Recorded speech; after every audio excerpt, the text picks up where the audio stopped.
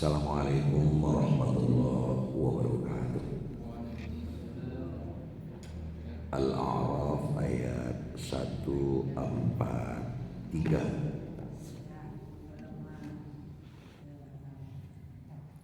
A'udzu billahi minasy syaithanir rajim.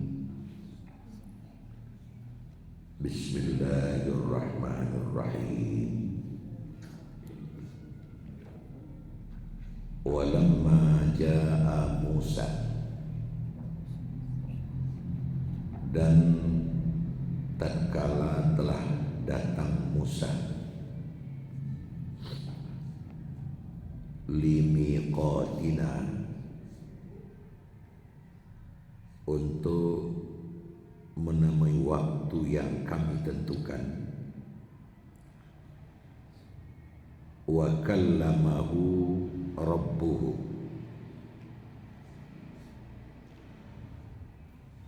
berbicara kepadanya Tuhannya. Qala, Musa berkata, Rabbi, ya Tuhanku, arini, tampakkanlah kepadaku, anzur ilaika, sehingga aku melihat kepada engkau.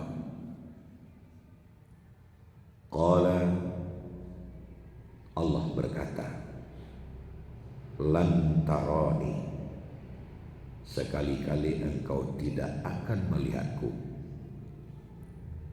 Walakin, dan akan tetapi, unzur ilal jabal, lihat sajalah kepada gunung itu.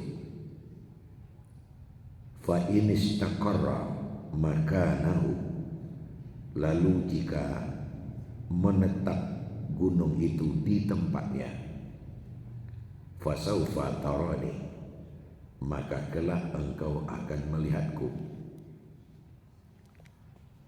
Falamma tajalla rabbuhu, maka tatkala memperlihatkan keagungan Tuhannya, lil jabal, kepada gunung itu, ja'alahu dakka, ia menjadikan gunung itu hancur, pecah.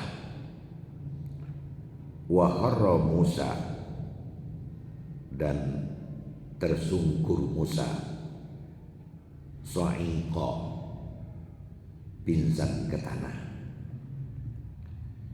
Falamma afaqa, lalu tatkala Musa telah siuman atau telah sadar, qala, Musa berkata, subhanaka, maha suci engkau ya Allah, tubtu ilaika, aku bertobat kepada engkau, wa ana, dan aku awalul mu'minin, orang yang pertama beriman. Bismillahirrahmanirrahim. Walamma jaa Musa, dan tatkala telah datang Musa limiqatina, kepada waktu yang kami tentukan, wa kallamahu rabbuhu, berbicara langsung kepadanya Tuhannya. Qala, Musa berkata, Rabbi arini, ya Tuhanku, perlihatkanlah kepadaku, anzur ilaika, sehingga aku melihat kepada engkau. Qala, berkata Allah, lan tarani, sekali-kali tidak engkau akan melihatku. Walakin, dan akan tetapi, unzur ilal jabal, melihat sajalah kepada gunung. Fa in istaqarra makanahu, lalu jika ia tetap di tempatnya, fasaufa tarani, maka kelak engkau akan melihatku. Falamma tajalla rabbuhu, maka tatkala mengagungkan Tuhannya, lil jabal, kepada gunung, ja'alahu dakka, ia menjadikannya pecah. Wa kharra Musa, dan tersungkurlah Musa, sa'iqan, pingsan. Falamma afaqa, maka tatkala ia telah siuman, qala, ia berkata, subhanaka, maha suci engkau ya Allah, tubtu ilaika, aku bertobat kepada engkau, wa ana awwalul mu'minin, dan aku orang yang pertama beriman. Nanti setelah kita jelaskan lebih lanjut, maka menterjemahnya akan bisa lebih paham. Bapak Ibu yang kami hormati, ini merupakan kelanjutan dari panggilan Allah kepada Musa selama 40 hari sebagaimana yang diterangkan dijelaskan dalam ayat 142 sebelumnya. Setelah terjadi komunikasi yang begitu intens antara Musa dengan Allah, akhirnya Musa pun memperkenankan atau melaksanakan perintah Allah untuk pergi memenuhi panggilan Tuhannya selama 40 hari 40 malam. Dan kita juga sudah sama tahu bahwa umatnya atau Bani Israel buat sementara waktu atau selama 40 hari itu dipertaruhkan kepada saudaranya Harun. Itu sudah kita bicarakan. Sekarang lokusnya adalah yang terbayang dalam benak kita, betapa misi ini sangat berat oleh Musa. Jadi misi ini sangat berat. Di dalam menafsirkan ini yang terbayang oleh kita adalah bahwa kalau pada ayat ini Musa akan menuju bukit. Bukit di sini adalah Bukit Tursina. Bukit Tursina. Makanya Bukit Tursina itu menjadi bukit yang disebutkan di dalam Al-Quran. Bahkan menjadi alas untuk bersumpah. Wattini, wazaituni, waturisini. Demi pohon tin, demi pohon zaitun, dan demi Bukit Tursina. Biasanya yang oleh Allah dijadikan landasan-landasan untuk bersumpah itu menandakan pada sesuatu itu ada pula sesuatu. Menandakan pada sesuatu itu ada yang penting. Allah bersumpah wal fajri, demi waktu fajar. Berarti di waktu fajar itu ada sesuatu yang harus dipelajari. Wad duha, demi waktu duha. Berarti pada waktu duha itu ada satu yang dipelajari. Termasuk wal asri dan sebagainya. Makanya Bukit Tursina ya banyak sekali. Bahkan kita merasakan sampai hari ini. Sampai hari ini di kisaran atau di sekitar Bukit Tursina itu kan masih ribut sampai hari ini. Palestina dengan Israelnya, dengan Iraknya sekarang, dengan Irannya, malah dengan Amerika dan sebagainya. Jadi ada apa dengan bukit itu? Orang-orang yang arif dan bijak dan ingin dekat dengan Allah itu pastilah Bukit Tursina itu akan menjadi satu kajian, satu pembahasan ada apa di Bukit Tursina. Nah sekarang kita masuk ya. Tatkala Musa datang limiqatina, untuk memenuhi waktu yang sudah kami tentukan, limiqatina. Wa kallamahu rabbuhu, berbicara kepadanya Tuhannya secara langsung. Makanya Musa ini disebut dengan ya Musa anta kalamullah. Hai Musa, engkau adalah satu-satunya rasul yang bicara langsung dengan Allah. Kalau ya Nuh anta awalur rusul, hai Nuh engkau adalah awal rasul. Ya Ibrahim anta khalilullah, hai Ibrahim engkau adalah khalil Allah, kekasih sejati Allah. Ya Muhammad, anta habibullah, engkau adalah kekasih sayang Allah, habibullah. Nah kalau Musa, ya Musa, anta kalamullah, hai Musa, kau bicara langsung dengan Allah. Itu namanya identitas. Jadi kalau Ibrahim Khalil, kalau Nuh awal Rasul, kalau Muhammad Habibullah, kalau Musa Kalamullah, berbicara langsung dengan Allah. Apa yang terbayang di sini? Nah Bapak Ibu sekalian, pertama kita itu di dalam hidup, Quran memberikan semacam arahan. Kita itu juga berada pada miqat. Ada waktu-waktu yang kita telah tentukan dalam kehidupan kita. Kita pergi melihat anak ke Batam, umpama ke Pekanbaru. Kita pergi melihat orang tua. Kita pulang kampung. Kita pergi belajar, pergi menuntut ilmu. Itu namanya miqat. Ya, Buya Lizar ke Padang, Yorina, umpama kan gitu. Itu miqat. Waktu-waktu yang di dalam hidup kita tentukan. Imam kita mendapat jatah atau takdirnya sekarang adalah di Asliyah, bahasa di Asliyah. Itu miqat. Ada waktu-waktu. Nah dalam waktu-waktu yang sudah kita tentukan di dalam hidup sama dengan Musa. Nah sekarang ada 40 hari, 30 tambah 10, kan 40 itu. Nah dalam 40 itu ada misi-visi yang mau diselesaikan. Nah kalau Musa yang mau diselesaikan itu adalah menerima ajaran-ajaran, aturan-aturan dari Allah yang bakal diberikan kepada umat Bani Israel. Nah ketika ibu pergi ke Batu Sangkar 3 hari, pasti ada yang mau diselesaikan. Bupat pergi ke Batam seminggu, pasti ada sesuatu. Buya Lizar ke Padang, pasti ada sesuatu. Sebab tidak akan mungkin kita pergi kemana-mana tanpa ada tujuan. Akan gitu. Nah, Ustadz kita David, mungkin dia ke Asliyah senja karena belum netap gitu umpama. Sampai subuh, pasti ada yang mau diselesaikan. Nah ketika ada rencana kita di dalam yang kita pergi kemana-mana itu, yang kita inginkan apa? Tujuan tercapai, makasih sampai. Pasti itu yang kita inginkan. Nah, pasti itu yang disampaikan.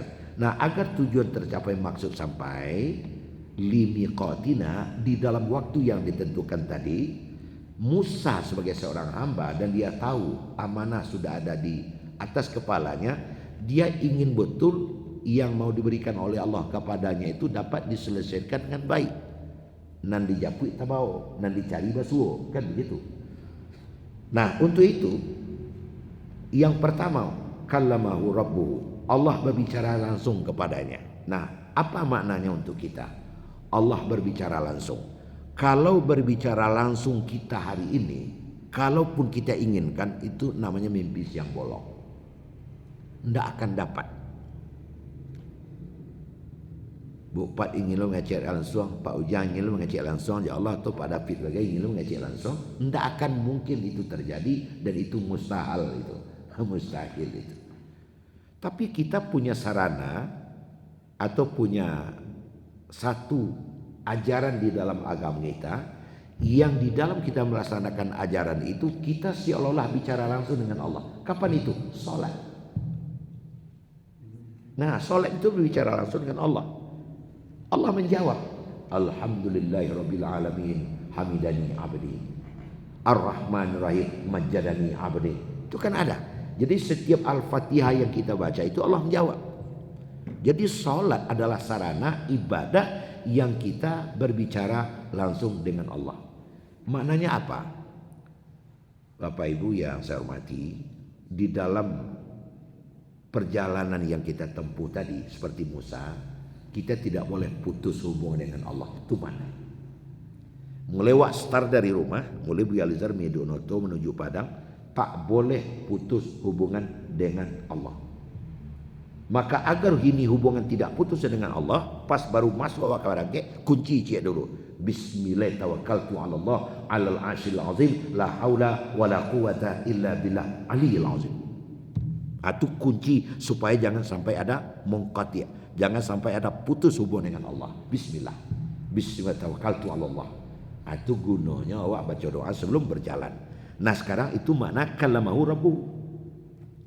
Qala, Musa berkata, Rabbi arini, ya Tuhan, perlihatkanlah dirimu kepada aku. Nah ini permintaan Musa. Perlihatkan dirimu kepadaku, anzur ilaika, agar aku bisa melihatmu. Perlihatkanlah dirimu kepadaku agar aku melihatmu. Pertanyaannya begini, apa kau Musa kau tidak mengharati bahwa Allah itu tak bisa dilihat? Pada saat itu belum. Pada saat itu belum. Makanya dia minta kepada Allah. Tapi Allah tak kabulkan. Nah sekarang maknanya dalam kehidupan kita, dalam proses perjalanan yang kita lalui tadi, apa maknanya? Nah kita diajar oleh Nabi. Anta'budallah ka'annaka tarahu. Itu namanya ihsan. Di dalam kita melaksanakan perintah Allah, jadikanlah dirimu itu seolah-olah kamu melihat Allah. Dalam sholat seolah-olah kita melihat Allah. Dalam proses perjalanan yang kita lalui di dunia menjelang sampai ke tujuan yang kita capai, di dalam kita berjalan tuh seolah-olah kita melihat Allah, seolah-olah kita didampingi oleh Allah. Nah, bagaimana kita memasukkan pemahaman itu kepada diri kita? Nah, kalau seolah-olah kita melihat Allah, artinya kita selalu dekat dengan Allah. Ya, kita bisa pahamkan begini saja, kita itu kan budak, Allah itu Tuhan. Makanya kita disebut dengan abdun. Makna asli dari abdun itu budak. Kira-kira bisa tidak kita pahami seorang budak berada di dekat tuannya, banyak ulah, banyak kerengkangannya, atau ketakutan seterusnya? Pasti ketakutan. Dia rajin bekerja, dia terus lihat ke bawah, tidak pernah berleha-leha. Kalau seorang budak di muka Tuhan pasti begitu. Nah sekarang kita seolah kemana pergi melihat Allah. Fa illam takun tarahu, kalau kamu tak mampu melihat Allah, fa innahu yaraka. Yakinlah kamu bahwasanya kamu dilihat oleh Allah. Jadi kalau kita sedang sedang dimanapun kita berada, di pasar, di jalan, di dalam perjalanan, di dekat orang ramai ataupun di waktu sendirian, Allah selalu melihat kita dan itu kita yakini. Nah yang mau dimanfaatkan dari paham ini apa? Tentu kita akan berperilaku baik. Karena kita tahu bahwa seluruh yang kita lakukan itu dicatat oleh Allah. Ya sama dengan yang kita bicarakan tadi, seorang budak tuannya ada di depannya, pasti dia bekerja sangat rajin. Bekolah ambil muka atau bahannya, tapi tuannya ada di depan, dia bekerja, pasti dia rajin. Begitulah kita memahami seolah-olah kita. Jadi sekarang begini, ya Tuhan kata Musa, perlihatkanlah dirimu kepadaku. Tentu tidak mungkin, tidak mungkin. Tapi yakinkanlah diri kita dilihat oleh Allah. Cuman masalahnya sekarang, kadang-kadang keyakinan kita dilihat oleh Allah itu ada. Cuman kadang yang ada kita yakini itu, ya tidak kita pedulikan. Sehingga sikap kita masih berbeda di waktu bersama-sama ketimbang di waktu sendirian. Coba orang yang meyakini bahwa Allah melihatnya, sholat umpamanya, dia akan tetap sholat dengan tenang, membaca ayat dengan tenang, rukuknya sempurna, sujudnya sempurna, walaupun dia sholat sendirian dalam kamar. Kenapa? Dia tahu Allah melihatnya. Berbicara dimanapun dia akan tenang. Begitu. Jadi itu yang diajarkan oleh ayat ini kepada kita. Kita lanjutkan. Qala, Allah berfirman. Ini kan Musa minta, perlihatkan dirimu kepadaku. Apa jawab Allah? Lantarani. Sekali-kali kau Musa tidak akan pernah melihatku, tidak akan mampu melihatku. Sekali-kali kau tidak akan mampu melihatku, tidak akan mampu. Tapi sungguh pun kau tidak akan mampu melihatku. Begini saja kata Allah. Walakin, begini saja. Akan tetapi, unzur ilal jabal, kau lihat sajalah gunung itu. Nah, bukit Tursina, kau lihat saja gunung itu. Nah, oleh karena Allah yang memerintahkan kepada Musa secara langsung, tidak perbentaraan malaikat Jibril itu. Kau lihat saja gunung itu. Maka Musa pun melihat kepada gunung itu. Ini sebagai imbas dari keinginan untuk melihat Allah. Lihat saja gunung itu. Bantu awak tu cari Gunung Merapi itu. Di saat Musa mau melihat gunung, Allah mengatakan, istaqarra makanahu fasawfa tarani. Kalau gunung yang kau lihat itu tetap saja pada tempatnya, kau lihat Merapi itu. Kalau Merapi tetap berada pada tempatnya, kau akan bisa melihatku. Jadi kalau lindak bergerak gerak Merapi itu, nampak kau. Tapi apa yang terjadi? Falamma tajalla rabbuhu, tatkala Allah memperlihatkan tajallanya. Tajalla itu adalah kemahaagungannya. Tatkala Tuhan memperlihatkan kemahaagungannya kepada gunung, lil jabal, apa yang terjadi? Ja'alahu dakka, maka gunung itu pecah. Coba bayangkan Bapak Ibu, kita melihat Gunung Merapi, balah dua Gunung Merapi, meleleh saja. Kalau dalam tafsir dilihat, gunung itu meleleh kayak gunung es kena panas, meleleh sampai habis. Kau lihat saja gunung itu meleleh dia. Melihat kejadian yang seperti itu, wa kharra Musa sa'iqa, maka tersungkurlah Musa dalam keadaan pingsan. Nah, sekarang bagi kita apa yang bisa kita jadikan sebagai pelajaran? Tafakkaru fil khalqi wa la tafakkaru fil khaliq. Marilah kita coba merenung terhadap apa yang dijadikan oleh Allah ini. Tidak saja gunung yang kita renungkan, tapi juga ada makhluk-makhluk lain yang bila kita mau merenungkan itu akan timbul kemahaagungan Allah itu di dalam diri kita.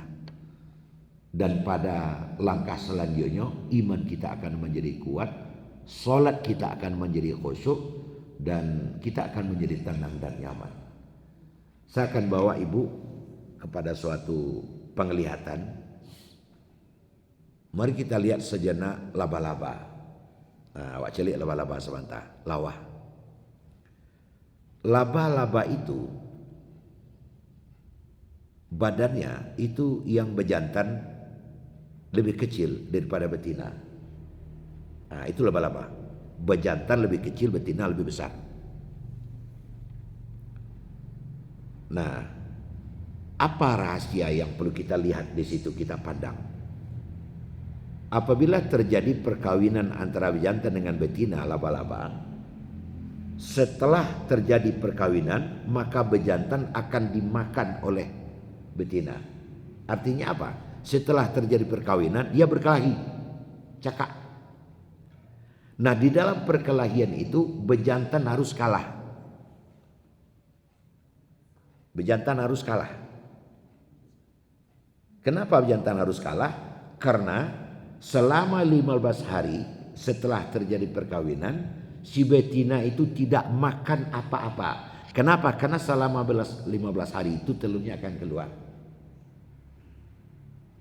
Karena dia tidak akan makan apa-apa, dia harus makan yang bergizi agar nutrisinya bisa memadai selama 15 hari. Nah, ternyata nutrisi yang paling tinggi itu berada lelakinya. Makanya makan lelakinya kok. Agar lakinya di dalam perkelahian itu harus kalah, maka Tuhan membuat tubuh lakinya ketek padanya. Masya Allah. Makanya ada pedusi yang ketek lakinya, campak lakinya, semua itu. Ya. Kenapa bejantan itu lebih kecil dibuat oleh Allah? Itu jawabannya. Karena setelah terjadi perkawinan, bejantan dengan betina berkelahi. Dalam perkelahian harus dimenangkan oleh betina. Supaya kau bisa terjadi diketekan tubuh jantan kau. Nah, kenapa itu harus dia makan? Karena dia sangat membutuhkan makanan yang nutrisinya tinggi. Kenapa? Karena 15 hari tidak makan-makan. Allah sudah ciptakan begitu. Itu kalau alina Muhammad melihat, lihat itu laba-laba. Nah, lihat laba-laba. Kemudian kita lihat onta. Afala yang zuruna ilal ibil. Kenapa onta tak kau lihat?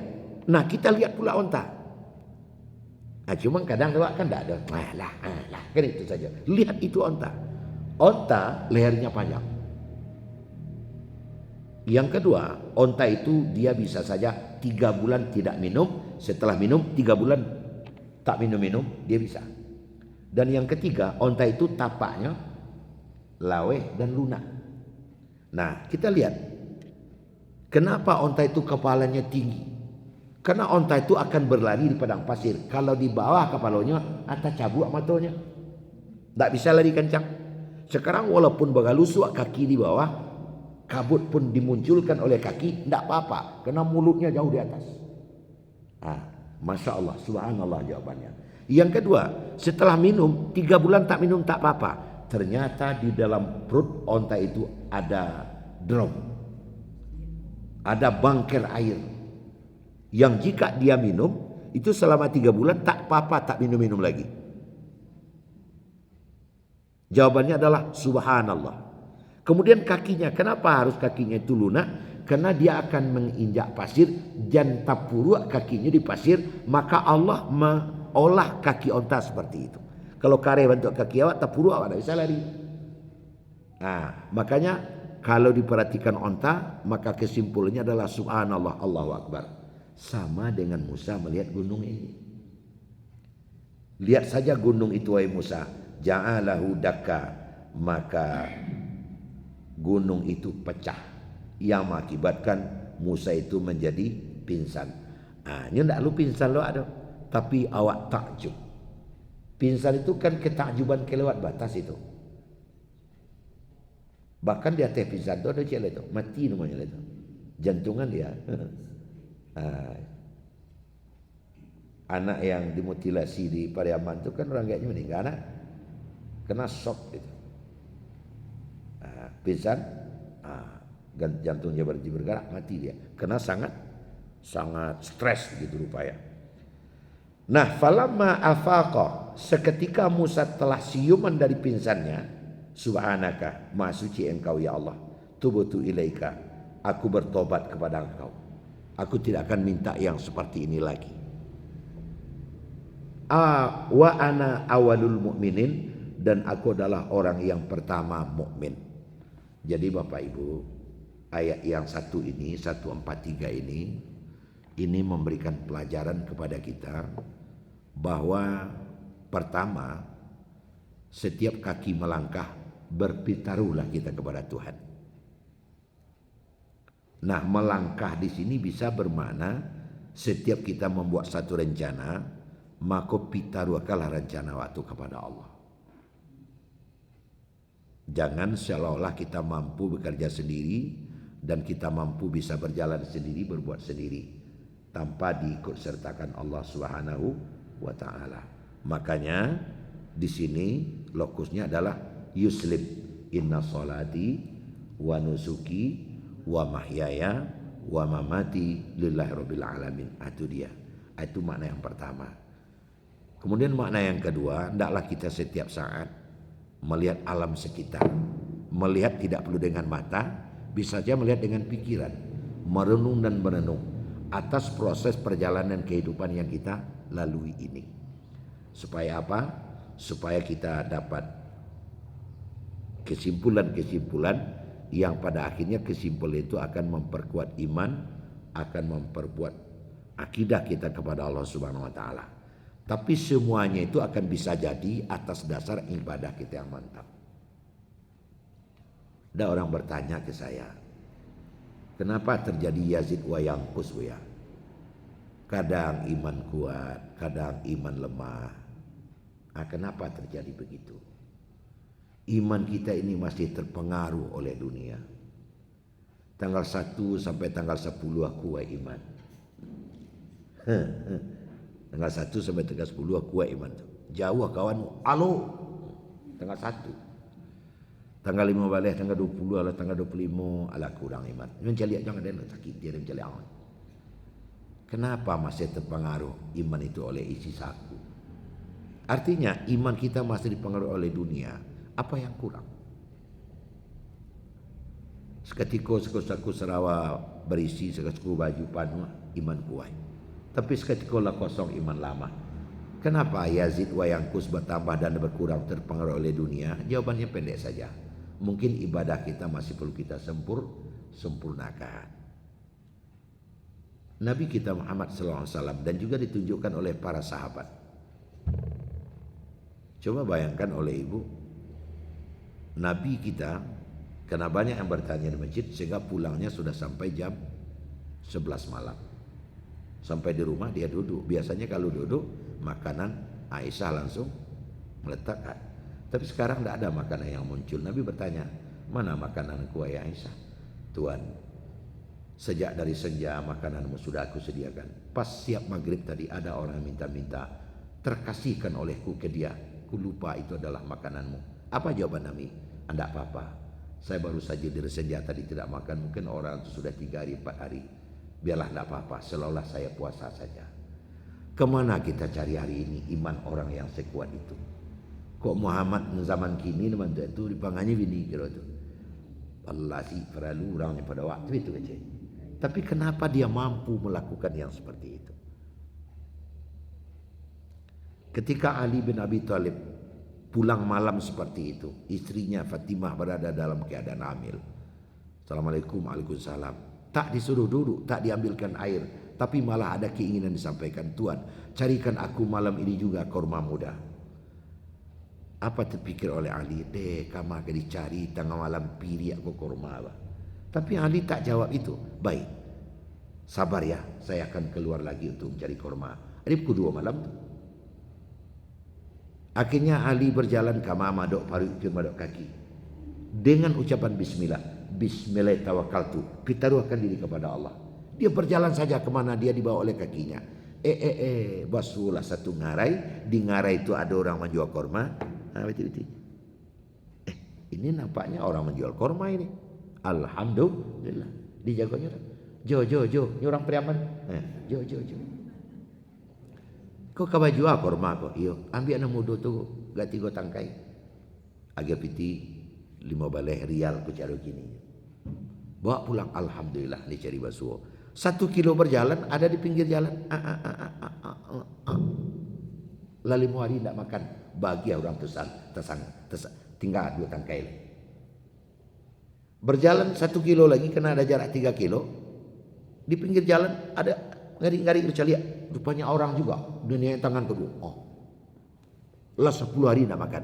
5 hari saya tak makan sudah kasih 1 tangkai. Apalagi 10 hari tak makan kasih setangkai lah. Berapa tangkai lah? 1 tangkai. Untung-untung yang 1 tangkai ini adalah jatah dari istri aku. Api tiba di rumah, ada titian mau nyeberang ke halaman, ada dalam banda tu, nampak lah. Lebih tu tak bisa ngecek letak lebar hari tak makan.